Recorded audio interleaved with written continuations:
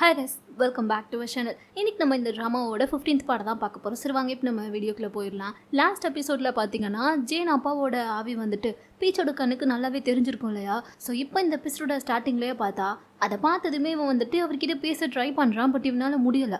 ஆனால் அதுக்குள்ளே அந்த இடத்துக்கு பார்த்தா ஜேன் வந்துட்டு ஆளுங்களையும் கூட்டிகிட்டு வந்துட்டா.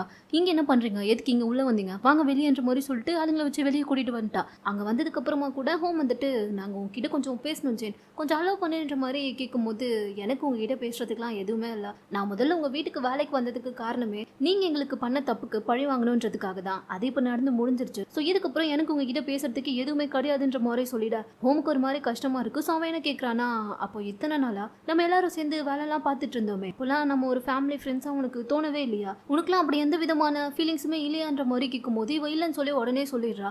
அது ஹோமுக்கும் சரி பீச் அப்புறம் பேங்குக்கும் சரி ரொம்பவே கஷ்டமா இருக்கு. என்னடா இவ இப்படி சொல்லிட்டாலேன்னு சொல்லிட்டு. பட் இருந்தாலும் என்ன பண்ண முடியும், ஜேனும் பார்த்தா ஆளுங்க கிட்ட சொல்லி இவங்க யாரையுமே இதுக்கப்புறம் உள்ள விடாதீங்க, வெளியே கூட்டிட்டு போய் விடுங்கன்ற மாதிரி சொல்லவும் அவங்களும் பார்த்தா இவங்க எல்லாருமே வெளியே தள்ளி விட்டா. ஆனால் அங்கே வந்ததுக்கு அப்புறமா ஹோம் வந்து இல்லை, எனக்கு என்னவோ ஜேன் பேசுறது வந்துட்டு அவள் உண்மையாக பேசுகிற மாதிரி தெரியல, நம்ம அவகிட்ட கொஞ்சம் மனசு விட்டு பேசணும், அப்போ தான் நம்மளால் புரிஞ்சுக்க முடியுன்ற மாதிரி ஹோம் பேசிகிட்டு இருக்கும்போது அப்போ தான் பீச்சும் சொல்கிறான், எனக்கு கூட ஏதோ கொஞ்சம் வியர்டாக தான் இருக்குது. ஏன்னா நான் அந்த ரூம்குள்ளே ஜேன் அப்பாவோட ஆவியை பார்த்தேன்ற மாதிரி சொல்ல தங்கச்சிக்கு ஷாக்காக இருக்குது. என்ன சொல்கிற, அவர் தான் இன்னும் சாகவே இல்லையா, அப்புறம் எப்படி அவருடைய ஆவி உன் கணக்கு தெரிஞ்சதுன்ற மாதிரி கேட்கும்போது அதே டவுட் தான் எனக்கும்ன்ற மாதிரி சொல்ல, அப்போ வேறு வழியே இல்லை, அது என்னன்றதை நம்ம கண்டுபிடிக்கணும்னா கண்டிப்பாக மறுபடியும் அவர்கிட்ட வந்து நம்ம பேச ட்ரை பண்ணோம்.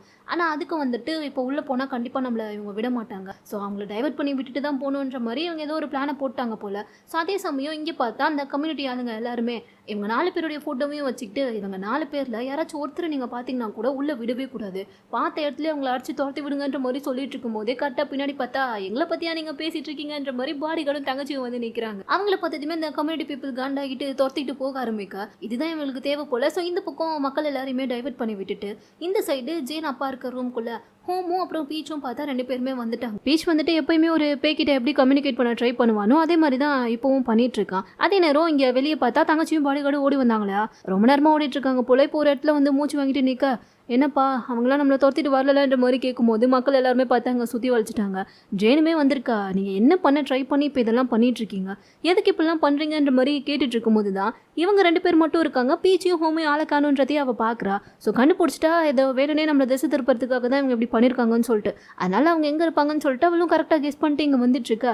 அதுக்குள்ளே எங்கள் பீச் வந்துட்டு எப்படியும் அவர்கிட்ட பேசி அவர் என்ன சொல்ல வராருன்றதை தெரிஞ்சுக்கலான்னு சொல்லி ட்ரை பண்ணுறான். அதுக்கேற்ற மாதிரி ஜேனோட அப்பாவும் பார்த்தா அவன் வச்ச ஃபுட்டை சாப்பிட்டுட்டு அவன் கிட்ட ஏதோ சொல்ல வராரு. அவர் பேசுறது ஆனால் இவனுக்கு கேட்கல, ஏன்னா இவனுக்கு பேயை பார்க்க தானே முடியும், எதுவுமே கேட்காதுல்ல. ஸோ அவர் என்ன சொல்ல வராருன்றது தெரியாமல் இவன் லிப் மூமெண்ட்டை வச்சு ஏதாச்சும் கண்டுபிடிக்க முடியுமான்ற மாதிரி பார்த்துட்டு இருக்க.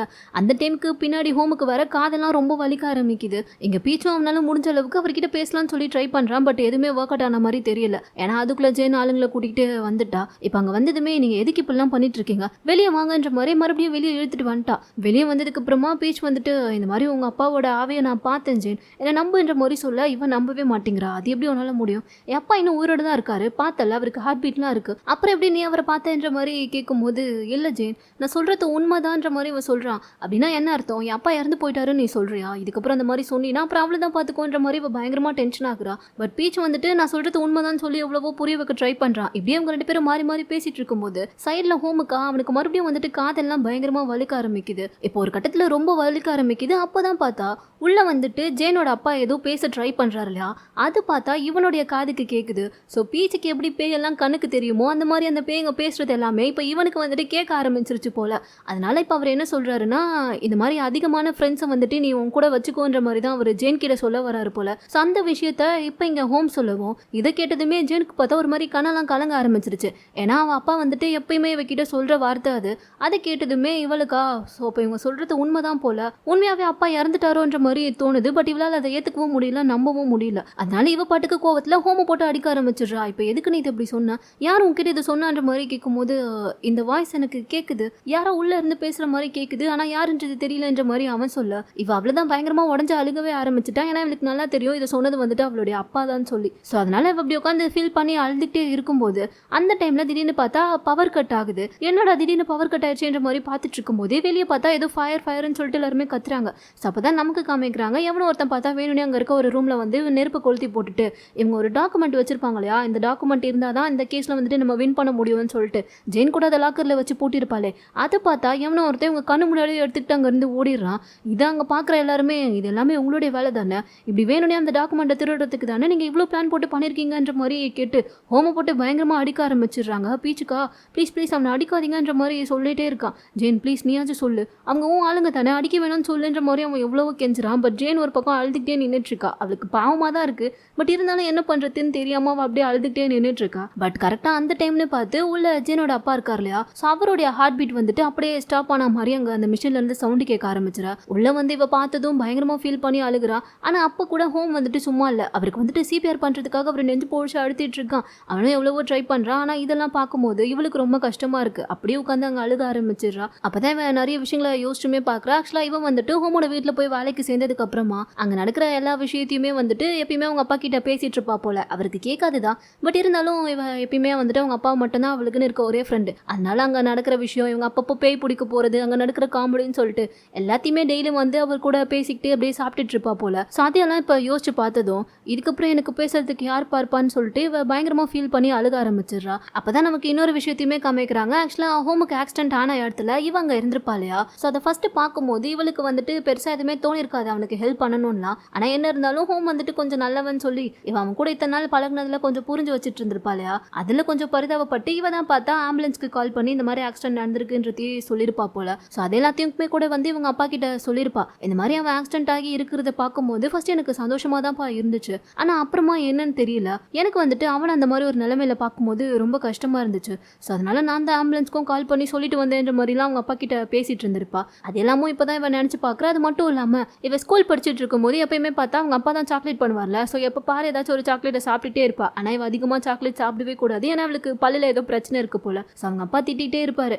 அப்போதான் ஒரு நாள் வந்துட்டு அவரே எதர்ச்சியாக கேட்டிருப்பாரு, நீ இப்போ வேறு ஸ்கூல் போய் ஜாயின் பண்ணிட்டல, ஆனால் இது வரைக்கும் இத்தனை வருஷத்தில் நீ ஃப்ரெண்டுன்னு சொல்லி யாரையுமே வீட்டுக்கு கூட்டிகிட்டு வந்ததே கிடையாதேம்மா, உனக்கு ஏன் யாருமே ஃப்ரெண்டே இல்லை, நீ ஏன் யாரு கூடயும் பேசவே மாட்டேங்கிறன்ற மாதிரி அவங்க அப்பா கேட்கும்போது எனக்கு எதுக்குப்பா ஃப்ரெண்ட்ஸ்லாம், அதான் நீ இருக்கல, எனக்கு அதுவே போதுன்ற மாதிரி அவர் சொல்கிறாரு. ஆனால் எத்தனை நாளைக்கு என்னால் அவன் கூட இருக்க முடியும், எப்பயுமே ஃப்ரெண்ட்ஸ்னு ஒருத்தவங்க இருக்கிறது நல்லது தானே, ஸோ அதிகமாக ஃப்ரெண்ட்ஸை வச்சுக்க பழகுன்ற மாதிரி அவங்க அப்பா சொல்லியிருப்பாரு. இந்த வார்த்தை தான் கொஞ்ச நேரத்துக்கு முன்னாடி அவர் இறந்து போனதுக்கப்புறமா ஹோம் கூட சொல்லியிருப்பான். ஸோ அதனால தான் அவளுமே அப்போ பயங்கரமாக ஃபீல் பண்ணியிருப்பா. இப்போ அவங்க அப்பாவும் ஏதோ ஒரு பேப்பரை காமிக்கிறாரு. என்னன்னு சொல்லி பார்த்தா அதில் வந்துட்டு அவருக்கு ஹார்ட்டில் ஏதோ ப்ராப்ளம் இருக்குன்னு சொல்லிட்டு டாக்டர் சொல்லிட்டாரு போல. ஸோ அதை தான் இவர் காமிக்கிறாரு. அதை பார்த்ததுமே அவளுக்கு ரொம்ப கஷ்டமாக இருக்குது. ஆனாலும் ரொம்ப நம்பிக்கையாக, நீங்கள் ஒன்றும் கவலைப்படாதீங்கப்பா, கொஞ்ச நாள் தான், இதோ நான் ஸ்கூல் முடிக்க போகிறேன், ஸ்கூல் முடிச்சதுக்கப்புறமா கண்டிப்பாக நான் டாக்டர் ஆகி உங்களை வந்துட்டு நானே நல்லா பார்த்துப்பேன், சரி நீங்கள் ஒன்றும் கவலைப்படாதீங்கன்ற மாதிரி சொல்லும்போது, இங்கே பாரு ஜெயின், அதெல்லாம் ஒன்றும் வேண்டாம், என்னைக்கா இருந்தாலும் பெற்றவங்களால எப்பயுமே பசங்க கூடவே இருந்துட முடியாது, ஒரு நாள் விட்டுட்டு போய் தான் ஆகணும். ஸோ அது எனக்கு எப்போ வருமோ எனக்கு தெரியாது, ஆனால் நீ தயவு செஞ்சு ஏதாச்சும் ஃப்ரெண்ட்ஸுங்களை பிடிக்க பழகு, அதுதான் உனக்கு ஹெல்ப்ஃபுல்லாக இருக்கும், உன்னால் கடைசி வரைக்கும் இப்படி தனியாகவே இருக்க முடியாதுன்ற மாதிரி அவங்க அப்பா அப்போ சொல்லியிருப்பாரு. ஸோ அதெல்லாமல் இப்போ இவளுக்கு ஞாபகம் வந்துருதா, அப்படியே உடஞ்சி போய் அழுக ஆரம்பிச்சிட்டா. ஆனால் இங்கே ஹோம் வேற இன்னும் விடாமல் அவருக்கு சிபிஆர் பண்ணுறேன்னு சொல்லிட்டு நெஞ்சு பிடிச்சி அழுத்திக்கிட்டே இருக்கா. இவளே ஒரு கட்டத்துக்கு மேலே வேண்டாம் ஹோம் பண்ணாத விட்டுன்ற மாதிரி சொல்லிடுறா. ஹோமும் விட்டுடுறான். ஏன்னா அவர் அவ்வளோதான் இறந்து போயிட்டாருன்றதே உங்களுக்கு நல்லாவே தெரிஞ்சிருச்சு. ஸோ அதனால இந்த பக்கம் இவங்க எல்லாருமே ஃபீல் பண்ணி அழுதுட்டு இருக்கா. அங்கே கட் பண்ணா ஒருத்தன் வந்துட்டு அந்த டாக்குமெண்ட்டை திருடிட்டு போனாலையா, அவன் வேற யார் சொல்லியும் திருடல, அந்த ஹோமோட ஆன்ட்டி சொல்லி தான் திருடி இருப்பான் போல. ஸோ இப்போ எடுத்துகிட்டு வந்து அந்த டாக்குமெண்ட்டை கொடுத்துட்டான். அது வேற எதுவும் இல்லை, அவங்க அந்த அக்ரிமெண்ட் ஒரிஜினலான அக்ரிமெண்ட் தானே.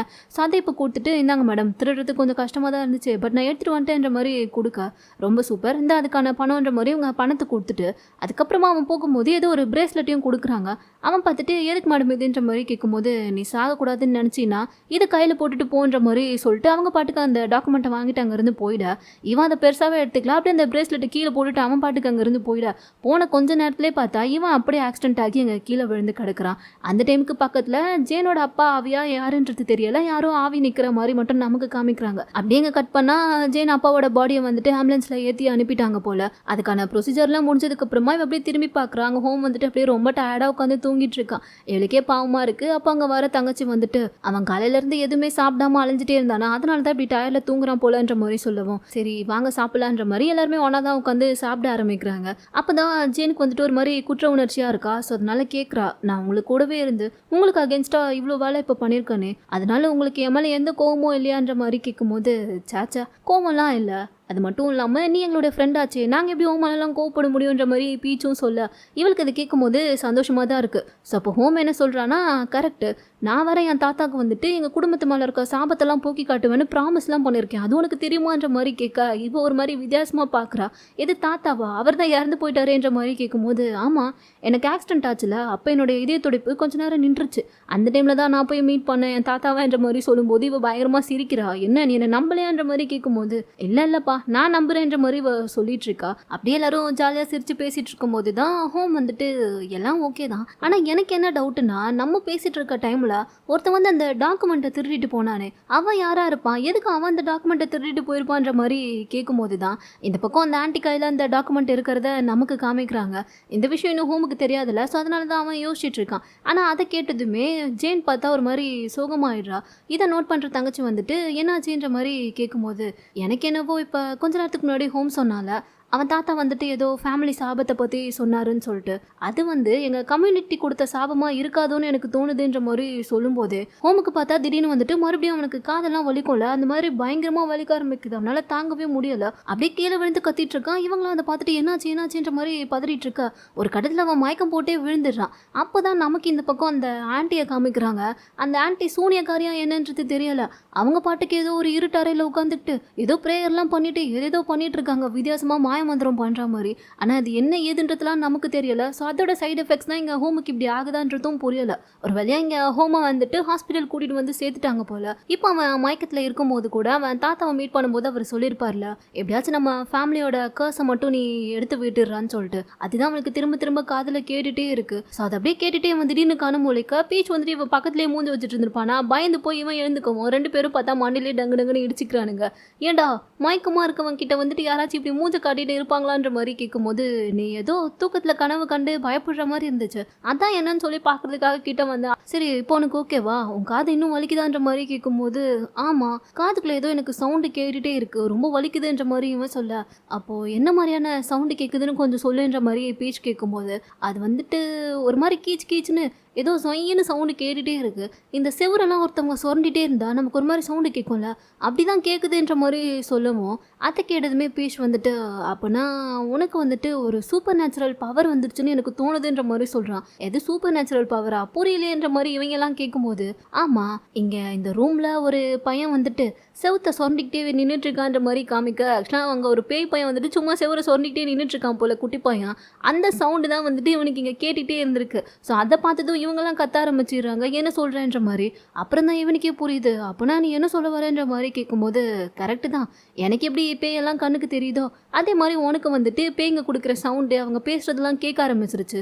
உனக்கு ஆக்சிடென்ட் நடந்ததுக்கப்புறமா இந்த மாதிரி ஒரு கிஃப்ட்டு உனக்கு கிடச்சிருக்கு போலன்ற மாதிரி சொல்ல, கடவுளேன்ற மாதிரி இவனுக்கு இருக்குது. ஆனால் தங்கச்சி வந்துட்டு இன்ட்ரெஸ்டிங்காக இருக்கேன்ற மாதிரி அவள் ரொம்ப குஷியாயிடுறா. அப்போது பீச்சால் பேயை பார்க்க முடியும், உன்னால் பேய் பேசுகிறதெல்லாம் கேட்க முடியும், நல்லா இருக்கே, இது நம்ம கம்பெனியை டெவலப் பண்ணுறதுக்கு இன்னும் ஹெல்ப் பண்ணுமேன்ற மாதிரி இவ பாட்டுக்கு பேச ஆரம்பிச்சிட, ஆல்ரெடி நமக்கு ஏகப்பட்ட பிரச்சனை இருக்குது. ஒரு பக்கம் கான்ட்ராக்டை எவனோ ஒருத்தன் ஆட்டையும் போட்டு போயிட்டான், இன்னொரு பக்கம் என்னன்னே தெரியல எங்கள் ஃபேமிலி மேலே ஏதோ ஒரு சாபம் இருக்குது, அதை எப்படியாச்சும் போகணும்னு சொல்லிட்டு தாத்தாக்கு வேறு சத்தியம் பண்ணி கொடுத்துட்டேன், அதை சரி பண்ணுறதுக்கே நமக்கு போதும்னு இருக்கும், இப்போ இது வேறையான்ற மாதிரி இவன் பார்த்துட்டு இருக்கா. அப்போ தான் ஜேன் என்ன சொல்கிறான்னா, நம்மளால் எல்லா பிரச்சனையும் ஒரே டைம்லேயே பார்க்க முடியாது, ஃபஸ்ட்டு வந்துட்டு உன் தாத்தா சொன்ன சாபம் என்ன ஏதுன்றதை பற்றி கூட நமக்கு தெரியாது, ஸோ அது என்னன்றதை முதல்ல நம்ம கண்டுபிடிக்க பார்க்கணும். ஆனால் எனக்கு தெரிஞ்சு வேணும்னே உங்களை காயப்படுத்துறதுக்காக யாரோ எங்கேயோ ஏதோ பண்ணிட்டு இருக்காங்களோன்னு தோணுதுன்ற மாதிரி இங்கே ஜேன் சொல்ல, அதே சமயம் நமக்கு வந்துட்டு இங்கே ஹோமோட அந்த ஆன்ட்டியை தான் காமிக்கிறாங்க. அவங்க பார்த்தா கழுத்தில் ஏதோ ஒரு செயின் போட்டிருக்காங்க, அந்த செயினை வந்துட்டு ஒரு மாதிரி தடவிட்டே இருக்காங்க, அது எதுக்காகன்றது தெரியல. ஆனால் அவங்களோட பார்வையை பார்த்தா ஒரு மாதிரி கொஞ்சம் வில்லத்தனமாக தான் இருக்குது. ஹோமோட அங்கிள் தான் பெரிய வில்லனாக வருவாருன்னு சொல்லி பார்த்தா கடைசியில் இந்த ஆன்ட்டி தான் பெரிய வில்லியாக வரும் போல். ஆனால் இது என்ன பண்ண போகுது ஏதுன்றதுலாம் தெரியல. இப்போ அப்படியே இந்த பக்கம் பார்த்தா அவங்க 4 பேருமே ஏதோ ஒரு இடத்துக்கு வந்திருக்காங்க. அங்கே தான் ஹோம் கேட்குறான், இந்த இடத்துல தான் அந்த கான்ட்ராக்ட் இருக்கும், நீ நம்புறியா ஜேனுன்ற மாதிரி கேட்கும்போது, என்னால் 100% ஷியூராக சொல்ல முடியல, பட் இங்கே இருக்கிறதுக்கு வாய்ப்பு இருக்குமோன்னு தோணுது. அதோட இன்னொரு முக்கியமான விஷயத்தையுமே நான் சொல்ல மறந்துட்டேன். அன்னைக்கு நான் ஹோம் கார் இருந்த கராஜுக்கு போய் விசாரிச்சப்போ அங்கே வந்துட்டு எனக்கு ஹோமோட காருக்குள்ள இருந்து ஒரு கேமரா ஒன்று கொடுத்தாங்க. அதில் இருக்க ஃபுட்டேஜை பார்க்கும்போது தான் எனக்கு ஒரு ஃபுட்டேஜ் கிடச்சிது, அதை நீங்களும் பாருங்கன்ற மாதிரி இப்போ தான் ஃபோனில் போட்டு காமிக்கிறா. அதில் பார்த்தா ஹோமோட கார் ஆக்சிடென்ட் ஆகுறதுக்கு முன்னாடி ஏதோ ஒரு கார் வந்துட்டு வேகமாக அவனுடைய காரை ஓவர்டேக் பண்ணி போயிருக்கு. ஸோ அந்த டைமில் தான் இவனுக்கு ஆக்சிடென்ட் ஆகியிருக்கு. அதை வந்துட்டு அவனுடைய அந்த கேமராவில் நல்லாவே ரெக்கார்ட் ஆகிருக்கு. ஸோ அதை இப்போ போட்டு காமிச்சு அவள் பாஸ் பண்ணி, இந்த காரை உங்களுக்கு பார்க்கும்போதே யாருதுன்னு நல்லா தெரியும்னு நினைக்கிறேன் ஹோமுன்ற மாதிரி சொல்லும்போது தான் ஹோம் சொல்கிறான் இது என் ஆன்ட்டியோட காருன்னு சொல்லிட்டு. அப்போ அவங்க தான் இதுக்கெல்லாம் காரணமாக இருப்பாங்க நீங்கள் நினைக்கிறீங்களான்ற மாதிரி கேட்கும்போது யாருக்குமே என்ன சொல்கிறதுன்னு தெரியல. அது மட்டும் இல்லாமல் இப்போ இவங்க வந்திருக்கிறதுமே கூட அந்த ஆன்ட்டியோட வீடு தான் போல். ஸோ உள்ளே போய் தேடி பார்ப்போம் கான்டாக்ட் இருக்கான்றத பார்க்குறதுக்காக எல்லாருமே உள்ளே வந்து பார்த்துட்ருக்காங்க. ஆனால் வீடியோ ஒரு மாதிரி வித்தியாசமாக இருக்குது. என்ன உன் ஆன்ட்டி பார்க்குறதுக்கு தான் ஒரு மாதிரி இருப்பாங்கன்னு சொல்லி பார்த்தா அவனுடைய டேஸ்ட்டும் ஒரு மாதிரி கொஞ்சம் வேடாக இருக்கேன்ற மாதிரி தங்கச்சியெல்லாம் பார்த்துட்ருக்க. திடீர்னு ஹோமுக்கு பார்த்தா மறுபடியும் வந்துட்டு காது வலிக்க ஆரம்பிச்சிருது. அதை பார்த்ததுமே இவங்களாம் கொஞ்சம் பயந்து போய் பீச் இங்கே வா ஏன் என்னாச்சுன்னு பாருன்ற மாதிரி கூப்பிட அங்கே பீச்சை பார்த்தா ஒரு பக்கம் கழுத்து இழுத்துட்டு படுத்துட்டு கிடக்குறான். இவங்களுக்கு அதை பார்த்ததும் ஒன்றும் புரியல. இப்போ எல்லாரும் வந்து இவனை பார்த்துட்டு இருக்காங்க. உனக்கு என்னடா ஆச்சுன்ற மாதிரி இவனை எழுப்ப ட்ரை பண்ண அங்கே பக்கம் ஒரு கதவை திறந்துட்டு அப்படியே பீச்சை பார்த்தா தரன்னு வெளியே இழுத்துட்டு வந்து போடுது. அதெல்லாம் பார்த்ததும் இவங்களுக்கு வந்துட்டு பயங்கரமாக பயம் வர ஆரம்பிச்சிருது.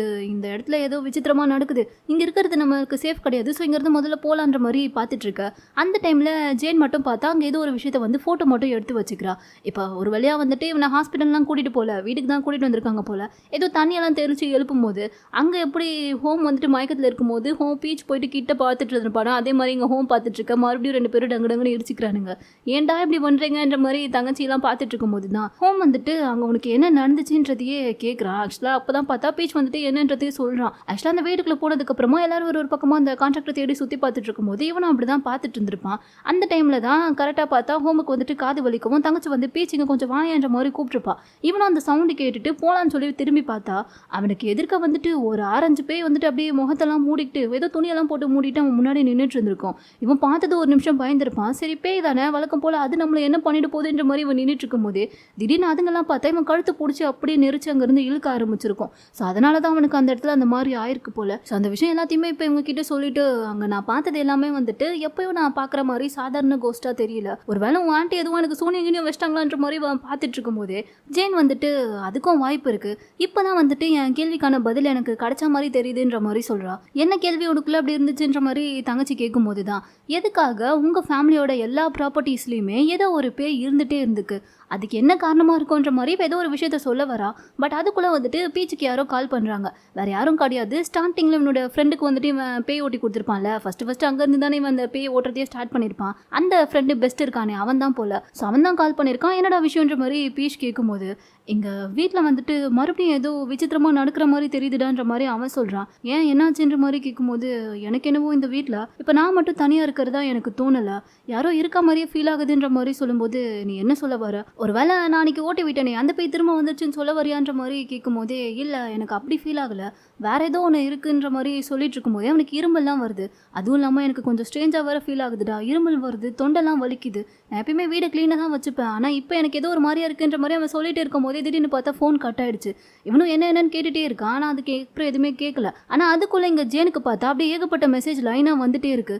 என்னன்னு சொல்லி பார்க்கும்போது தான் இது வரைக்கும் இவங்க கிட்ட யாரெல்லாம் வீடு வாங்கினாங்களோ அவங்க எல்லாருமே வந்துட்டு இதுக்கப்புறம் இந்த வீட்டில் நாங்கள் இருக்க மாட்டோம், தயவு செஞ்சு காசு கொடுத்துருங்க, எங்கள் எல்லாருக்கும் ஏதோ வித்தியாசமாக ஃபீல் ஆகுது, இருமல் வந்துட்டே இருக்குது, தொண்டெல்லாம் வலிக்குது, எங்களால் இங்கே இருக்கவே முடியலன்ற மாதிரி கொஞ்ச நேரத்துக்கு முன்னாடி இங்கே ஃபோனில் பெஸ்ட்டு என்னெல்லாம் சொன்னானோ அதை தான் வந்து அவங்களுமே மெசேஜ் பண்ணியிருக்காங்க போல். ஸோ அந்த விஷயம் எல்லாத்தையுமே இவன் இங்கே சொல்ல எல்லாருக்கும் புரிஞ்சு போச்சு, ஏதோ ஒன்று ரொம்ப வித்தியாசமாக நடந்துட்டுருக்குன்னு சொல்லிட்டு. ஸோ உடனே பீச் தான் சொல்கிறான், எனக்கு தெரிஞ்சு இது வரைக்கும் நம்ம ஃபேஸ் பண்ணதை விட இந்த வாட்டி நம்ம பெருசாக ஏதோ ஒன்று பண்ண போகிறோம் போலேன்ற மாதிரி சொல்லும்போது ஆமாம் இத்தனை நாளாக நம்ம வந்துட்டு சாதாரண பேய்களை தான் பார்த்துட்டு இருந்தோம், ஆனால் இதுக்கப்புறம் நம்ம போராட போகிறது ஒரு மந்திரவாதி கூட போலன்ற மாதிரி இங்கே ஹோமுமே சொல்ல அப்போ தான் இந்த பக்கம் அந்த ஆன்ட்டியை காமிக்கிறாங்க. அவங்க தான் பார்த்தா மெயின் வெளியே போல, உண்மையாகவே அவங்க சூனியக்காரி தான் போல. இது வரைக்கும் வாங்கின வீடுங்களாம் இருக்கு இல்லையா, அந்த இடத்த வந்துட்டு இவங்க ஏதோ மேப் மாதிரி வச்சிருக்காங்க. அந்த எல்லா இடத்துலையுமே ஏதோ ஒரு பொம்மை மாதிரி வச்சு அந்த பொம்மை எல்லாத்தையுமே அடிச்சு நொறுக்கிட்டு இருக்காங்க. ஸோ இவங்க இங்கே இப்படி இந்த மாதிரி பிளாக் மேஜிக்லாம் பண்ணிட்டு இருக்கிறதுனால தான் அந்த வீட்டுக்குள்ளே இருக்க எல்லாருக்குமே அங்கே ஏதோ ஒரு சிம்டம்ஸ் காட்டிட்டு இருக்கு போல. ஸோ இவங்க இப்படி பண்ணுற எல்லாத்தையுமே அவங்க கூடவே இன்னொரு ஆள் இருக்கான். அவன் பார்த்துட்டு இது நம்ம பண்ணி தான் ஆகணுமா மேடம்ன்ற மாதிரி கேட்கும்போது ஆமாம் இதை நம்ம பண்ணி தான் ஆகணும், இது எல்லாத்தையும் விட என்கிட்ட இன்னொரு பெரிய ட்ரம் கார்டு இருக்குது, அதை நான் விடவே மாட்டேன்ற மாதிரி சொல்லிட்டு ஏதோ ஒரு பொம்மை ஒன்று குட்டியாக எடுக்கிறாங்க. பார்த்தா அந்த பொம்மையோட உருவம் மாதிரியே பின்னாடி ஒரு பேய் உருவம் நின்றுட்டு இருக்கு. அது ஏதோ ஒரு ஏவலா இல்லை பில்லி சூனியமா என்னன்றதே தெரியல, ஆனால் ஏதோ ஒன்று கொஞ்சம் நல்லா கருப்பு உருவமாக நின்றுட்டு இருக்கு. ஸோ அதை பார்க்கும்போதே கொஞ்சம் பயமாக தான் இருக்குது. இப்போதான் புரியுது இந்த ஆண்டி வந்துட்டு கொஞ்சம் இல்லை ரொம்பவே டேஞ்சரஸான ஆள் தான் போல. ஸோ இவங்க இங்கே ரொம்ப வில்லத்தனமாக ஏதோ ஒன்று பண்ண ட்ரை பண்ணிட்டு இருக்க. இந்த பக்கம் அது எதுவுமே தெரியாமல் நம்ம பசங்க எல்லாருமே மண்டையை பிச்சுட்டு உட்காந்துட்டு இருக்கிறதோட இந்த ட்ராமாவோட 15th பார்ட் பார்த்தா இங்கே முடியுது. இதுக்கப்புறம் அடுத்து இன்னும் என்னெல்லாம் நடக்க போகுதுன்றத நம்ம நெக்ஸ்ட் பார்ட்டில் பார்த்துடலாம். இந்த வீடியோ உங்களுக்கு பிடிச்சிருந்தா லைக் பண்ணுங்கள், மறக்காமல் நம்ம சேனலுக்கு சப்ஸ்கிரைப் பண்ணுங்கள்.